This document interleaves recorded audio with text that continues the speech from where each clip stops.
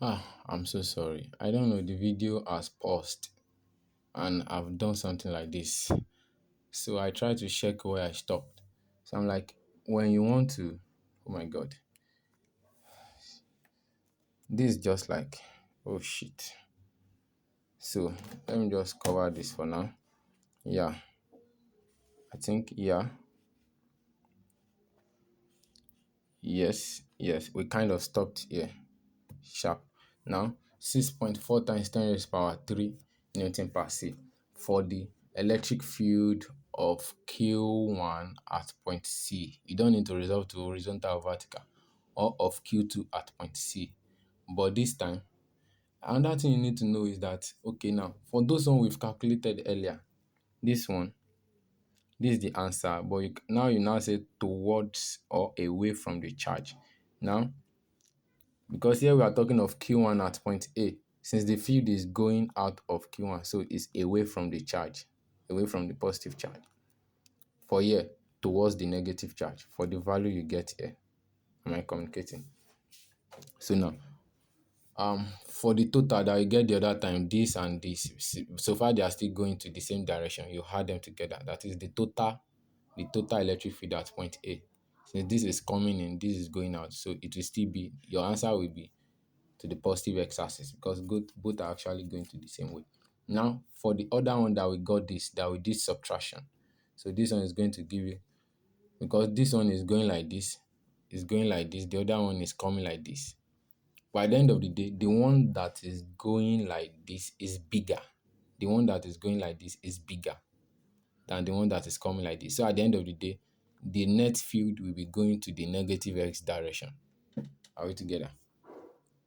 So I will do it in the physical class tutorial. Please just try as much as possible to attend. We are going to do that on Saturday. So that's that for that. Now so we've gotten this, the electric field of Q1 at point C or of Q2 at point C. The difference is just that this one will be away from Q1 while it will be towards Q2. Still the same value. Now, but that's the individual. Now we now ask to find the total, both at point C, both of them at point C. That's when we now be. When it is still individual, you don't need to be resolving to vertical. Just do it directly, the normal things you do. Because some people will be asking, how when do we know that we should resolve to vertical? Say this one is slant height. Why don't we resolve to vertical and horizontal for Q1? Once it's individual, just Q1 alone. Do it directly and get your answer like this. You are good to go. But this time is away from Q1. If it's Q2, it's towards Q2. But so far, you are now having two charges that you have to find the field at point C. You have to resolve to both horizontal and vertical. Do we get? Now, that's that for that. Now, I'm bringing this one down. This arrow, this arrow is going up. So to the x-axis, it will be like this. To the y-axis. Now we are finding total Q1 and Q2 at point C. So now, for the Q1, coming like this, coming like this. Why? Because this arrow is here. Now, the field we calculated the other time is this. So it's going to be on this height. So we want to know the part of this that go to y, part that comes to x. Now, this is the distance here, 13 centimeter. This is a meter. Now, to know the distance from here, now, the field is from here to point C. So trace point C downward. So far, this isosceles triangle 13, 13. So this will be half of the total length here. So here, this is 6 plus 4, 10 centimeter. But we are not using 10, we'll be using 5 centimeter for the Q1 and the other 5 centimeter for the Q2 because the field is actually from here to point C. And tracing point C downward, we get here, half. It won't be half if we have another length here, but the fact that the isosceles equal sides here, so it will be half. So that's why instead of 1 times 10 raised power minus 1 here, instead of 10 centimeter, I'm having 5 centimeter, which is same thing as 5 times 10 raised power minus 2 meter. So same thing to the other one. To this other one, the field is coming down. The field is coming down because it's negative charge. So this one will be like this. So the one to the negative y-axis will also be like this. So that's why I'm having this thing like this. So to now find this angle, this distance is hypotenuse here. This distance is adjacent. So it will be adjacent over hypotenuse, cos theta. Then you have your theta here. That's what I did. Sorry for the cut. Now I now want to find amount of this that go to y-axis, amount that comes to the x-axis. Are we together? So now we're going to have now fx, this x-axis, fx1, fy1. For this one, we have fx2, fy2. Just like the way I did Coulomb's law earlier. So that's how we are going to do it. So now, the field here is hypotenuse. To now find the field on the x direction. And you know the x direction is adjacent. So we are using cos theta. That's cos for my fx1. You know, we have cos theta.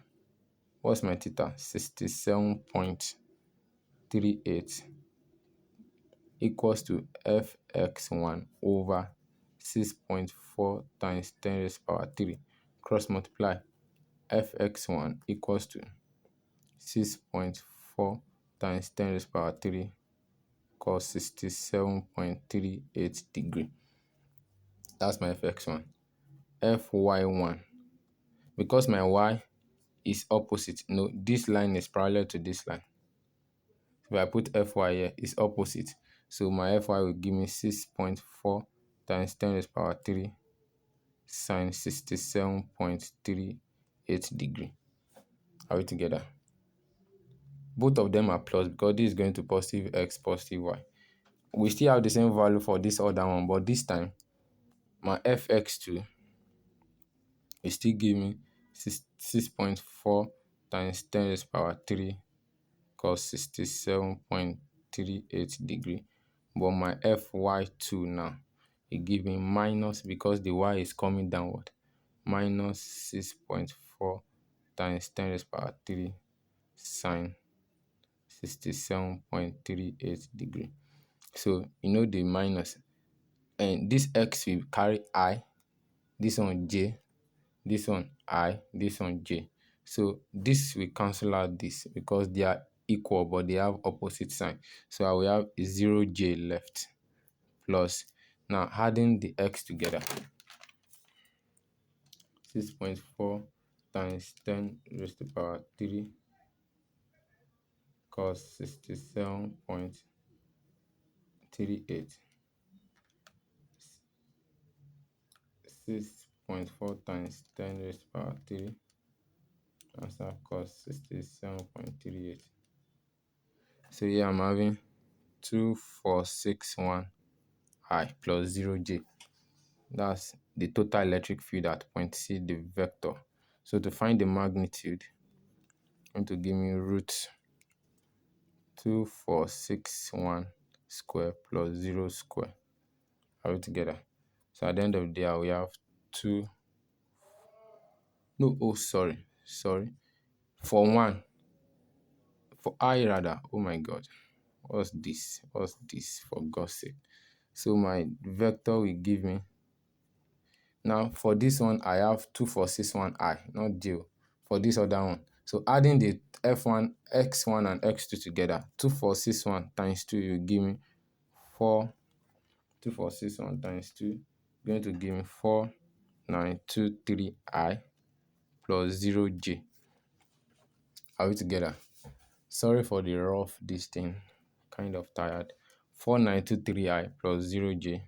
That's why I will appeal to many of you. Come to tutorial we are going to do on Saturday. Come. 4923I plus 0j. So to now find the magnitude, it give me root. Now adding the j together, it cancel out. But now this, my I, give me this. Add the two I together, you get 4923I.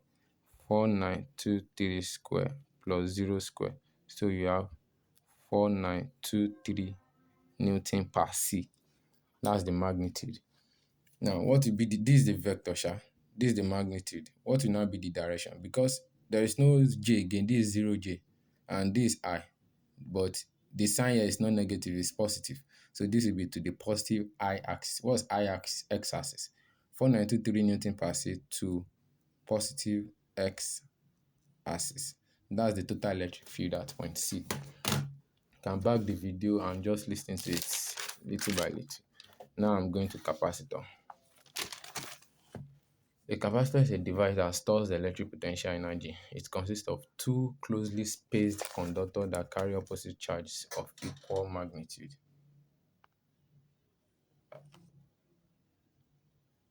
Why is this thing not clear? Oh my god. Okay, thank you. In capacitor, C equals to Q over V. Are we together? Take note of that. So let's talk about surface charge density. Surface charge density, this is the symbol, equals to Q over A. Are we together? Equals to Q over A.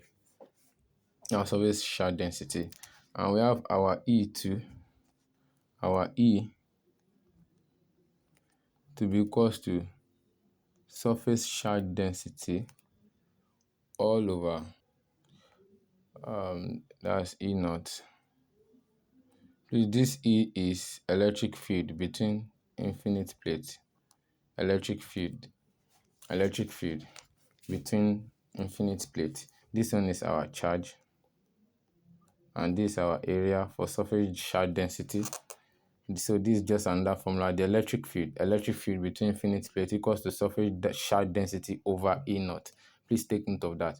And if surface charge density equals to Q over A, if surface charge density equals to Q over A, that means electric field will give us Q over A divided by E naught. Are we together? That's at the end of the day is equal to Q over what? E naught what? A. And we know that what's it called now? V equals to ED. Yeah, I think I'm right. Yeah, V, that's potential difference, equals to ED. So since our E is this, our electric, this E is not permittivity, this is electric field. This E naught is the permittivity. So our V equals to ED. Then we have, and our E equals to Q over E naught A. That means our V potential difference equals to Q over E naught A times D is something as what? QD over what? E naught what? E naught A. That's our V. Do you understand? And from the beginning, we said C equals to Q over V. C equals to Q over V. So at the end of the day, we have Q over, that's times 1 over, what's our V? This is our V now. Over V, and you know V is this. QD over E naught A. So we get Q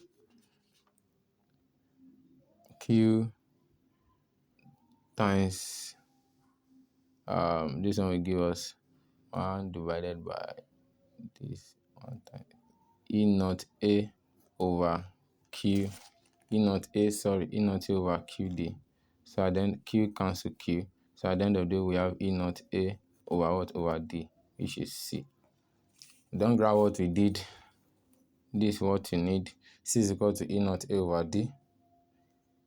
E is this. Those are the formula you need. Just get the final formula.